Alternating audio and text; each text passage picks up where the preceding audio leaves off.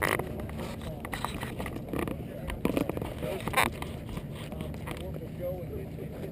you used to the computer because you can, what you'll have on there, once you see it, the pylon, a little bit. That pylon, it captures all the split times and lap times across the screen for all 4 lanes. And then below each lap, it'll have it like a speed time. Oh yeah, I know. Well, we weren't 100% sure it was coming. I wasn't even 100% sure this morning. It captures that every lap, and if a cut gets turned on, it's like C3, C2 for pylon 2. On the Parkzone? On 2.8 maybe, but on the other ones no. We're gonna sort you by type. So like coursers will be in 3, Spitfires will be in 2. You mean in the Parkzone? Yeah. And the EF1. I know the feeling. It's a small screen. It's one of the little netbooks. Dave's working on it right now. I'll definitely go get my class. Are you a pylon racing regular? Oh, hell no. I don't even like making left turns. This ought to be interesting. You're a right turn only kind of guy. I'm a right turn. I fly right turns most 99% of the time. Left turns only if I have to. That's funny. I just wondered if the callers ever have trouble calling the planes apart. I could see like,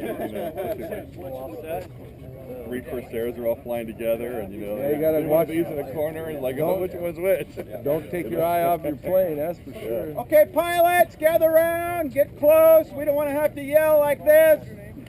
What? Come on over. Come on over. Go ahead and hold that. Hold the button just and then we'll have you show them when we get to that point in time. My thumb doesn't fall off. All right, everybody, I want to thank everybody for coming. I really appreciate everyone showing up. We got a really good turnout. This is the first PVMAC pylon race in a long, long time. It's the first PVMAC 3 pylon race, and I can't remember. So the 80s. We drug the little small American flags that are on the top of each pylon are the official PVMAC pylon topper flags from back in the 80s. So that was about the last time we had a 3 pylon race. But anyway, thank you guys for coming. This is Jim Allen. Jim Allen drove all the way from Phoenix this morning to bring out all of our timing and scoring equipment. I wanted to give him a round of applause. Good job. What time did you leave, Jim? We're at 4 o'clock yesterday. Okay, there you go. Anyway, I know nothing about it. He knows everything about it. I'm going to have him brief you on how it's going to work. Pay attention, and we'll get some questions after he's done. Okay, we'll start with the basics. You're going to fly 3 or 4 airplanes at a time, 10 laps. If you get a cut, you're going to fly an 11th lap. If you get 2 cuts, you get 0. If you get 1 cut and you lap everybody else, you can still win your heat. Okay? So, be careful not to get another cut trying. Okay? Yeah. Basically what we've got here is an electronic system. The judges are all off to the side. They're watching the poles at a tangent. There's pylon 2 judges are right over there. Lap counters are there. Pylon 3 judges, the first white tent, he's watching this pole at an angle. Pylon 2 judges watching this at a 45. Pylon 1 judges are down here. They're watching that pole at a 90-degree angle. So the basics are you're going to launch. The light will tell your caller when to push your airplane. The starts are offset, so lanes 1 and 3 in the odd-numbered rounds go a half a second before lanes 2 and 4. In the even-numbered rounds, it's just the opposite. 2 and 4 go first, and then 1 and 3. It reduces mid-airs. Believe us, it works. Sure. The lights, so callers, if you're in lane 1 and you're launching for your pilot, you watch your lane. In EF1, we're going to use lane stickers, 2 colors, orange, red or green, either on the left wing or the right wing. And when you see low wing, that means in the view that the airplane, you see it when it's banked up. So lane 1 will have green stickers. You have to do a full sticker across the wingtip. Don't do it up by the fuselage. Top and bottom. Okay, so you'll have, and then the judges will be talking about low green, high low red, high red, low high green. Okay, so those lights they're bright red. And what we'll do is I'll have Chuck. He's gonna let go. He's gonna hold on to the button like this. And when everybody's ready, it'll be 5 seconds. He's gonna have to ask everybody if you're ready, callers and pilots. And you're on the clock, and it's a 5-second countdown to the start of the race. If you launch early, if your caller launches early, Chuck has switches to issue you a cut. So he will reach over by green and give you a cut. That means you'll fly 11 laps, even without cutting a pilot. Okay? So, Chuck, go ahead and let go of the button. This is what you'll see. 3, 2, 1, launch. Larry. Man, that's pretty. Got that? Okay, so then after you get down there, your judges down here are going to there's going to be a pylon judge down at pylon 1 assigned to each pilot. And they're going to be watching your plane only, each one of them. And when your plane breaks the line of sight to that pole, they're going to push the turn light. And that's going to turn that light on for your lane, and that tells your caller that you made it past the pole. Callers don't always wait for that. They have a cadence or whatever to judge and tell their pilot to turn right on the... Bottom line is, you have to go past the pole. We don't have to go around it. You do not have to go around it because it's being judged by the line of sight. If you take off, like especially lane 1, if you're to the left of that pole, you don't have to go to the right and come around because it's judged from the side. Yeah, just to let them know, that pylon isn't where it's supposed to be. That's correct. It's a little off to the right. It's a lot off to the right. Well, these are skewed a little bit, Yeah. so it's not bad. I thought it was a lot more off than it actually is when I walked out here, so it's not bad. Where should it be? That one just like 10 feet to the left. Fixed 2 seconds.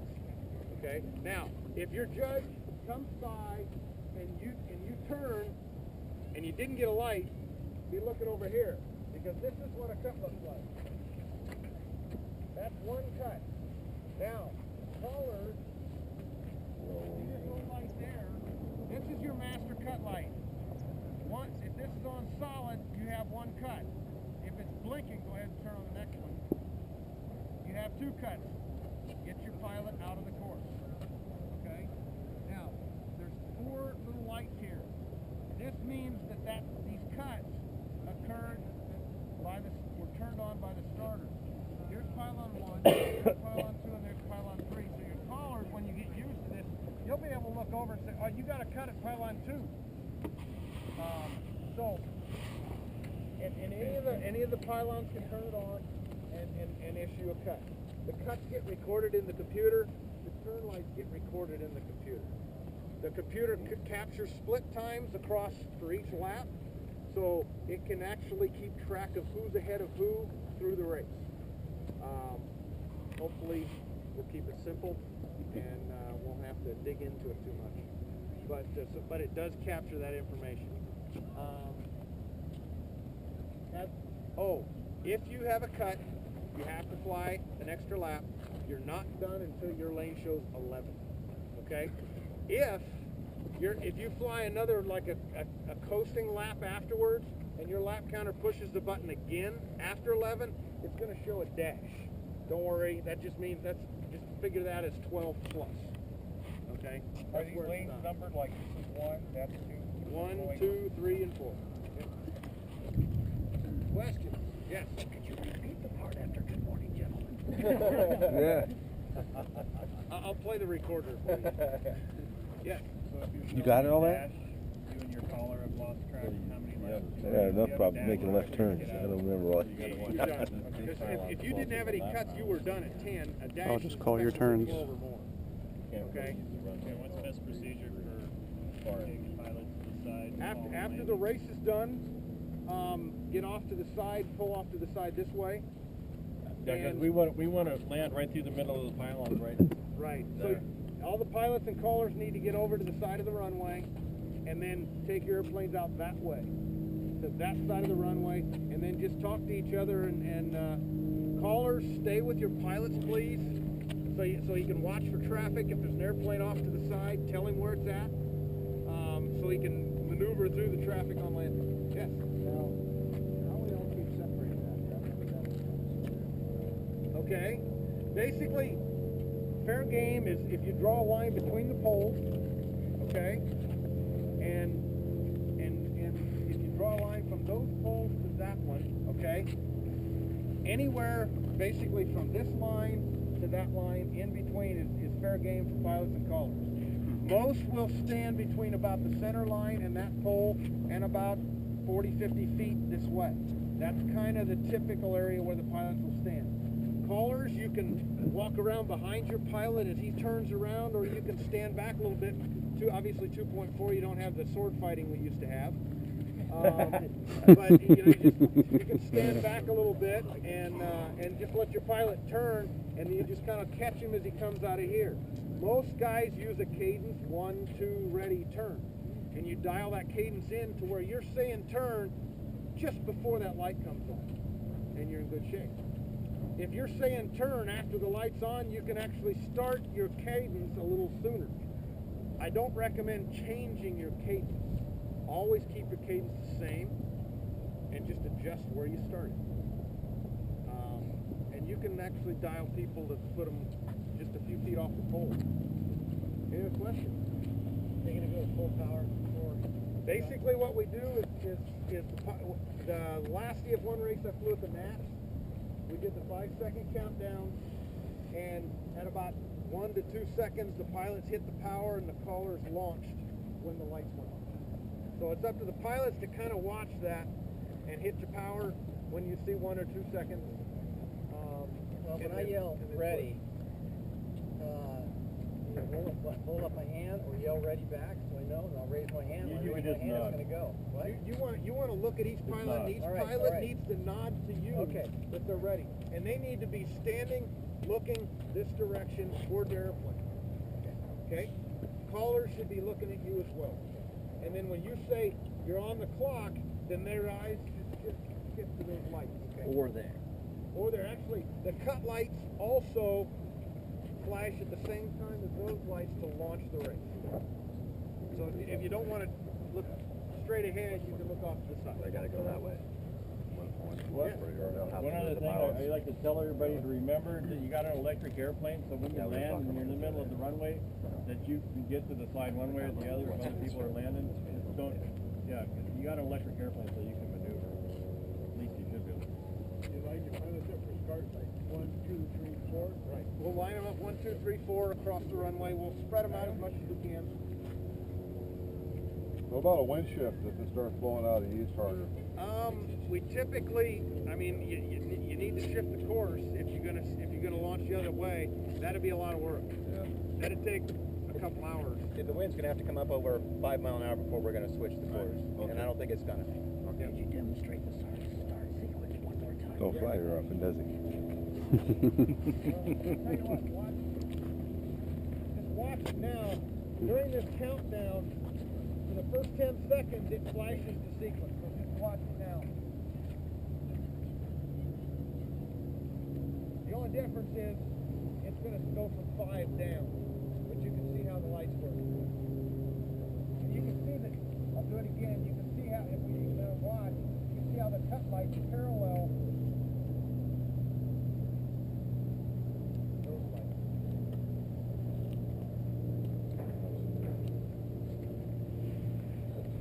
Any other questions? Watch the light anymore. All clear? We'll find out when we get up there. Put them in the air and see what happens. Grab your airplane and let's meet us in front of that windsock with your airplane. We're going to get a quick picture. We're going to roll out, okay? So go grab your airplane, meet me at the windsock. We're going to get a good picture with. Go get everything.